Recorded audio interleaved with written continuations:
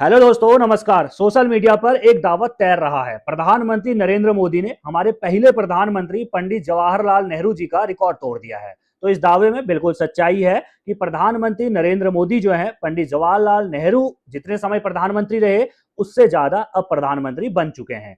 हालांकि अगर आप अंतरिम सरकार को जोड़ते हैं, यानी कि बिना चुनाव वाली सरकार को जोड़ते हैं, तो पंडित जवाहरलाल नेहरू जो है अभी भी प्रधानमंत्री मोदी से बहुत आगे हैं। यानी कि एक बार और चुनाव जो है प्रधानमंत्री मोदी को जीतना पड़ेगा, उसके बाद जाकर पंडित जवाहरलाल नेहरू जी का रिकॉर्ड टूट सकता है। लेकिन निर्वाचित सरकार की अगर आप बात करते हैं, क्योंकि भारत आजाद कब हुआ? 1947 में आजाद हुआ। उस वक्त पर चुनाव भारत में नहीं हुआ, लेकिन अंतरिम सरकार जरूर बनी और पहले प्रधानमंत्री भारत के पंडित जवाहरलाल नेहरू जी बने थे। चुनाव फिर कब हुआ? चुनाव हुआ 1951-52 आम चुनाव में। यानी कि 1952 में हमें पहला प्रधानमंत्री निर्वाचित तौर पर पंडित जवाहरलाल नेहरू मिले थे। यानी कि अगर आप देखते हैं 1952 मई का ही महीना था जब निर्वाचित तौर पर जो है पंडित जवाहरलाल नेहरू हमारे पहले प्रधानमंत्री बने थे। उसके बाद अपने निधन तक यानी कि 1964 तक वो प्रधानमंत्री रहते हैं। और इस दौरान अगर उनके कार्यकाल को गिनते हैं, निर्वाचित वाले कार्यकाल को गिनते हैं, अंतरिम सरकार वाले कार्यकाल को हटा दिया जाता है, तो ये दिन बैठते हैं 4398। अब प्रधानमंत्री नरेंद्र मोदी जो है 2014 में मई के महीने में 26 मई को जो है पहली बार प्रधानमंत्री बनते हैं। तब से लेकर अब तक यानी कि 2019 भी जीता, 2024 भी जीता, अब तक अगर आप दिनों को गिनते हैं तो वो पंडित जवाहरलाल नेहरू से आगे निकल जाते हैं। इसमें जैसा मैंने आपको पहले बताया, निर्वाचित सरकार की बात हो रही है। यहां पर आप समझिए कि पंडित जवाहरलाल नेहरू भाई पहली बार प्रधानमंत्री बने, उस समय चुनाव नहीं हुए थे, 5 साल तक प्रधानमंत्री रहे थे। उसके बाद जाकर अगर आप देखते हैं तो फिर 3 बार चुनाव जीते थे। पहली बार यानी कि 4 टर्म हो चुके हैं पंडित जवाहरलाल नेहरू जी के। लेकिन अगर आप नरेंद्र मोदी को देखते हैं तो 3 बार जीत चुके हैं। यानी कि चयनित सरकार, चुनाव के द्वारा बनी हुई सरकार में प्रधानमंत्री मोदी ने बाजी मार ली है, पंडित जवाहरलाल नेहरू जी को पछाड़ दिया है। ये बिल्कुल खबरें चल रही हैं। अब थोड़ा सा काम की बातों को भी कर लेते हैं, क्योंकि अगर आप देखें भाई लंबा कार्यकाल तो प्रधानमंत्री नरेंद्र मोदी का चुनाव के जरिए जीतने के बाद हो चुका है, पंडित जवाहरलाल नेहरू को पछाड़ चुके हैं। लेकिन काम की बात करें दोस्तों, तो जिस वक्त पर पंडित जवाहरलाल नेहरू हमारे देश के प्रधानमंत्री बने थे, उस वक्त पर भारत एक सुई भी जो है ना वो बाहर से खरीदता था। अंग्रेज हमें पूरी तरीके से कंगाल बनाकर छोड़कर गए थे, यानी कि हमें अपने हाल पर छोड़ के चले गए थे। यहां से सारा खजाना लूट कर लेकर चले गए थे। उस वक्त पर पंडित जवाहरलाल नेहरू जी ने बहुत सारे काम किए। अगर आप देखते हैं, भिलाई और बोकारो जैसी स्टील फैक्ट्रियों की शुरुआत की, कई सारे डैम्स बनवाए। इसके अलावा आप देखिए कि भाई आईआईटी, आईआईएम और इसरो की शुरुआती नींव यानी कि इन कोसपार जैसे संस्थानों को खड़ा किया था। यानी कि बहुत सारे काम उस वक्त पर हुए। विदेश नीति की बात करें दोस्तों, तो विदेश नीति उस वक्त पर भारत अपनी एक अलग साख बनाना चाहता था, किसी की तरफ नहीं था। उस वक्त पर 2 गुट हुआ करते थे, एक अमेरिका का गुट हुआ करता था, दूसरी तरफ सोवियत संघ का गुट हुआ करता था जो आज रूस है। लेकिन हमारी अगर विदेश नीति देखते हैं तो हम अपना एकला चलो वाला हमारा सिस्टम हुआ करता था। तो हम अपनी खुद की पहचान उस समय बनाना चाहते थे। हम ना भाई तुम्हारी लड़ाई में आ रहे हैं, ना हम तुम्हारी लड़ाई में आ रहे हैं, क्योंकि हमारे ऊपर जो है ना बहुत सारे घाव अंग्रेज छोड़कर गए हैं, तो पहले हम उन घावों को भरना चाहते हैं। यही वजह थी कि उस वक्त पर हमने सरकारी हो या फिर चाहे निजी कंपनियां हो, सब पर निवेश करना, सब पर जो है सबको पूरी खुली छूट दी, सबके लिए बहुत कुछ किया उस समय पंडित जवाहरलाल नेहरू जी की सरकार ने। अब जब प्रधानमंत्री नरेंद्र मोदी सरकार में आए तो उस वक्त पर भारत 11वीं अर्थव्यवस्था था। और अगर आप देखते हैं 12 साल बाद अगर प्रधानमंत्री नरेंद्र मोदी के कार्यकाल को देखते हैं तो हम टॉप 5 अर्थव्यवस्था में शामिल हैं। यानी कि जो संस्थाएं हैं, जो चीजें पंडित जवाहरलाल नेहरू ने जिनकी नींव रखी थी, उन्हीं संसाधनों को आगे जो है प्रधानमंत्री नरेंद्र मोदी ने बढ़ाया है। और यही वजह है कि हमारी अर्थव्यवस्था लगातार सुधर रही है। हालांकि बेरोजगारी को लेकर हम जरूर घिर रहे हैं, हालांकि हम पेपर पे लीक को लेकर जरूर घिर रहे हैं, युवाएं, पलायन, बहुत सारे मुद्दे हमारे पास हैं। लेकिन अर्थव्यवस्था में हमारा सुधार आया, सिर्फ प्रधानमंत्री नरेंद्र मोदी की वजह से सुधार नहीं आया है।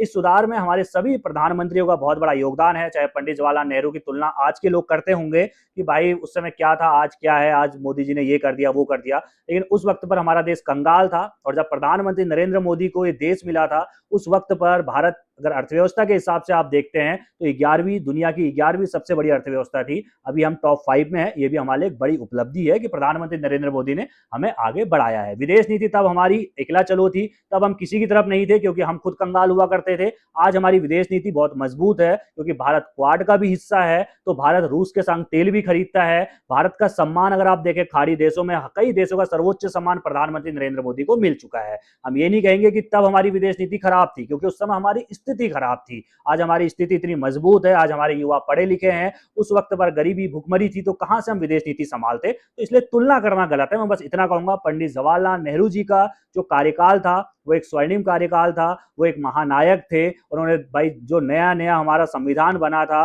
उसको समझा, उसको देश की जो है रगों में दौड़ाया, देश को समझाया और देश को आगे बढ़ाया, कई बड़ी संस्थानों को खड़ा किया।